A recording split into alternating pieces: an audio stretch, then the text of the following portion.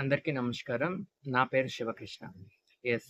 ఈ వీడియోస్ ఈ ఛానెల్‌ని ఫాలో అవుతున్న మీ అందరికీ కూడా thank you so much. Thank you so much.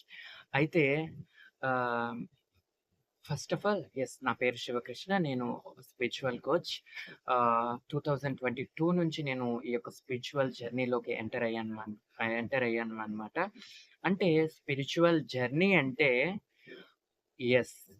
ఈ యొక్క హయ్యర్ మైండ్ చెప్పేటువంటి వాయిస్ ఏదైతే ఉందో మెసేజెస్ రావటము, దానిని లైఫ్‌లో అప్లై చేయటము, దానివల్ల మనం మిరాకిల్స్‌ని చూడటము, స్పిరిచ్యువల్ అవేకెనింగ్ అవ్వటము. సో, ఇదంతా నాకు 2022 నుంచి ఎక్కువగా జస్ట్ ఒక్కసారిగా రావటం జరిగిందనమాట.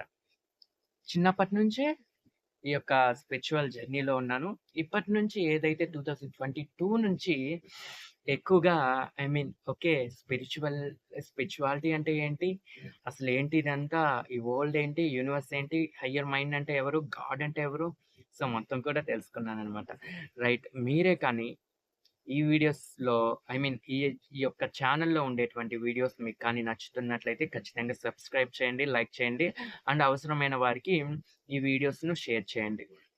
ముఖ్యంగా ఆహ్, నా యొక్క రిజల్ట్ నేను ముందుగా షేర్ చేస్తాననమాట. కంప్లీట్‌గా చూసేయండి. అంటే ఈ యొక్క స్పిరిచ్యువాలిటీ లోకి ఎంటర్ అయ్యినప్పుడు మనకు ఎలా జరుగుతుంది అంటే, నార్మల్‌గా స్పిరిచ్యువాలిటీ అనేది ఈ యొక్క వరల్డ్ మొత్తం కూడా స్పిరిచ్యువాలిటీనే. యూనివర్స్ మొత్తం, ఎర్త్ ఇది మొత్తం కూడా స్పిరిచ్యువాలిటీనే.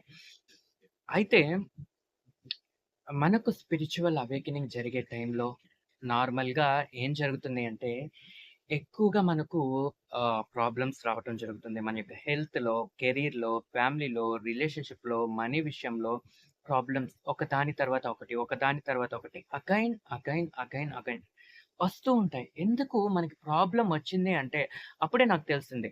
ఆహ్, ఇలా నాకు అన్నీ వన్ బై వన్ ఎక్కువగా వస్తున్నప్పుడు నాకేం తెలిసింది అంటే, జాగ్రత్తగా మీరు వినండి.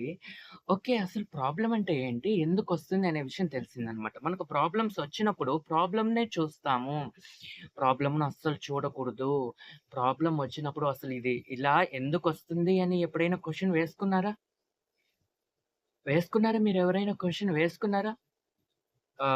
గాడ్ నన్ను పుట్టించాడు. గాడ్ నన్ను పుట్టించారు ఎర్త్ మీద.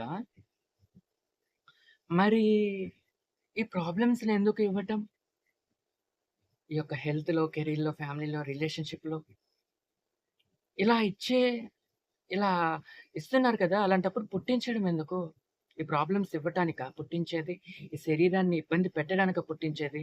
పుట్టించకుండా ఉంటే చాలా బాగుండే ఐ మీన్ చాలా బాగుంటుంది కదా! ఈ ఎర్త్ మీదకి తీసుకురావటం ఎందుకు? ఇన్ని కష్టాలు పెట్టటం ఎందుకు? ఇన్ని బాధలు పెట్టటం ఎందుకు అని ఎప్పుడైనా ఆలోచించారా?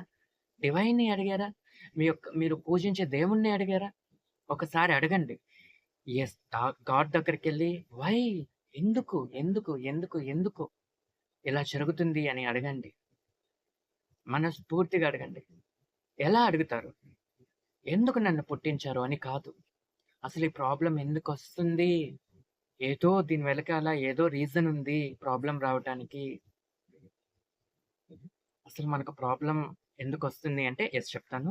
గాడ్‌ని అడగండి. డివైన్‌ని అడగండి. ఎందుకు నాకు ఈ ప్రాబ్లమ్ తీసుకొచ్చారు? నాకు తెలుసు దీని వెనకాల ఏదో రీజన్ ఉంది అని. ఏం రీజన్ లేకుండా మీరిలా చెయ్యరు. ఏదో రీజన్ ఉంది కాబట్టే నాకు ఈ ప్రాబ్లమ్‌ని నా ముందుకు తీసుకొచ్చారు. ఏంటి ఆ రీజన్? ఈ ప్రాబ్లమ్ ఏంటి అని అడగండి ఒకసారి. మీకు మీ గాడ్, మీ యొక్క డివైన్ మీకు చెప్తారు ఆన్సర్. రైట్. అయితే మీకు ఏ కష్టం వచ్చినా కూడా ఫస్ట్ ఆఫ్ ఆల్ అసలు ఆ కష్టం మీద కంప్లెయింట్ చేయకుండా, దాని వెనుక ఉన్న ఆంతర్యం ఏంటో మీరు తెలుసుకోవాలి.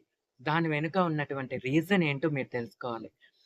రైట్. అసలు నేను చెప్పేస్తాను ఈ వీడియోలో. ప్రాబ్లమ్ ఎందుకొస్తుంది అంటే, నిన్ను నువ్వు తెలుసుకోవటానికే వస్తుంది. Who are you? నువ్వు ఎవరు? అని తెలుసుకోటానికి మనకు ప్రాబ్లమ్ వస్తుంది. నువ్వు ఎవరు అనేది తెలుసుకోటానికే వస్తుంది. లేకుంటే రాదు ప్రాబ్లమ్. ప్రాబ్లమ్ అసలు రాదు. నీకు ప్రాబ్లమ్ వచ్చింది అంటే, నువ్వు ఎగిరి గంతేయాల్సిన విషయం అది. ఎందుకంటే, మనం అవేకెన్ అవ్వటానికి ఇటువంటి ప్రాబ్లమ్స్ అనేవి మనకొస్తూ ఉంటాయి. అది హెల్త్‌లో కావచ్చు, relationship, family, money, love, breakup yeah! చాలా, చాలా, చాలా, చాలా ప్రాబ్లమ్స్ ఎందుకొస్తాయి అంటే, నువ్వెవరో నువ్వు తెలుసుకోవాలి. అందుకే వస్తాయి. లేకుంటే రావు. అసలెందుకు ఇదంతా నేనెందుకు తెలుసుకోవాలి నేనెవరినో? వస్తాం కదా! కష్టపడి పని జేసుకుంటాము, తింటాము, హ్యాపీగా ఉంటాము, వెళ్ళిపోతాం. చాలు నాకు మరి ఇదంతా ఎందుకు? No, no, no. ఇందుకోసం కాదు నువ్వొచ్చేది. నువ్వు సర్వైవ్ అవ్వాలి అంటే కష్టపడి వర్క్ చేసుకోవాలి. ఇవంతా చేసుకోవాలి. ఫ్యామిలీ ఇదంతా చూసుకోవాలి. ఇదంతా ఓకే. కానీ ఈ లైఫ్ వెనుక దాగి ఉన్నటువంటి రహస్యం తెలుసుకున్నారా? రహస్యం ఏంటసలు? తెలుసుకున్నారా? అసలేంటి రహస్యం? లైఫ్ వెనుక దాగి ఉన్న రహస్యం? నీ యొక్క జీవితం వెనుక దాగి ఉన్న రహస్యం ఏంటి? అంటే నువ్వెవరో నువ్వు తెలుసుకోవటం. అదే మెయిన్ రీజన్ అదే. నువ్వెవరో నువ్వు తెలుసుకోవటం కోసమే ఎర్త్ మీదకొస్తావు. నువ్వెవరో నువ్వు తెలుసుకోవటం కోసమే ఎర్త్ మీదకొస్తావు. ఇంక దేని కోసం రావు.